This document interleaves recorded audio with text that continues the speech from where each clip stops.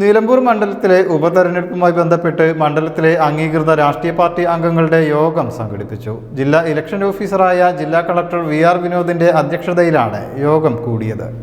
തെരഞ്ഞെടുപ്പ് കമ്മീഷന്റെ നിർദ്ദേശപ്രകാരം 1100-ൽ പരം വോട്ടർമാരുള്ള പോളിംഗ് സ്റ്റേഷനുകൾ വിഭജിച്ച് മണ്ഡലത്തിൽ പുതുതായി 56 പോളിംഗ് ബൂത്തുകൾ കൂടി നിലവിൽ വരും. മണ്ഡലത്തിൽ നിലവിൽ 204 പോളിംഗ് ബൂത്തുകളാണ് ഉള്ളത്. ഇതോടെ ബൂത്തുകളുടെ എണ്ണം 260 ആകും.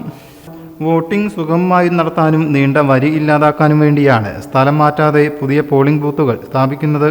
ഇക്കാര്യത്തിൽ രാഷ്ട്രീയ നേതാക്കളുടെ സഹകരണം വേണമെന്നും ജില്ലാ കളക്ടർ അഭ്യർത്ഥിച്ചു. ഇത് സംബന്ധിച്ച BLOമാരുടെയും പ്രാദേശിക രാഷ്ട്രീയ പാർട്ടി അംഗങ്ങളുടെയും യോഗം ഏപ്രിൽ 4-ന് വൈകിട്ട് വില്ലേജ് ഓഫീസുകളിൽ നടക്കും. BLOമാർ, ബൂത്ത് തല ഏജന്റുമാർ എന്നിവരുടെ സംയോജിത സഹകരണത്തോടെ ഏപ്രിൽ 8-നുള്ളിൽ ഫീൽഡ് പരിശോധന പൂർത്തിയാക്കണം. നിലമ്പൂരിൽ മാത്രം 42 BLOമാരെ പുതുതായി നിയമിക്കും.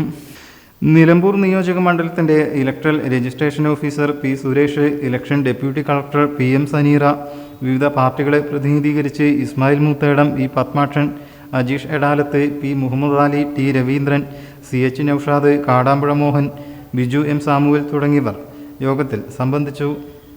News bureau, Malappuram. നമ്മുടെ കുബൂസ് അത് നമ്മുടെ ഗൾഫിൽ കിട്ടുണ്ടായിരുന്ന കുബൂസില്ലേ, നിനക്കിഷ്ടപ്പെട്ട ആ കുബൂസ്.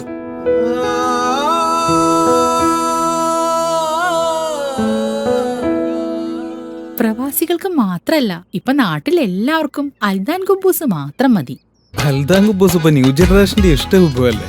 ഷുഗർ ഉണ്ടെങ്കിൽ ഗോതമ്പിന്റെ കുബൂസ് ആവാട്ടോ. മലയാളിയുടെ ഭക്ഷണ താല്പര്യങ്ങൾക്ക് ഇനി പുതിയ സ്വാദ്. അൽദാൻ ലെബനീസ് കുബൂസ്.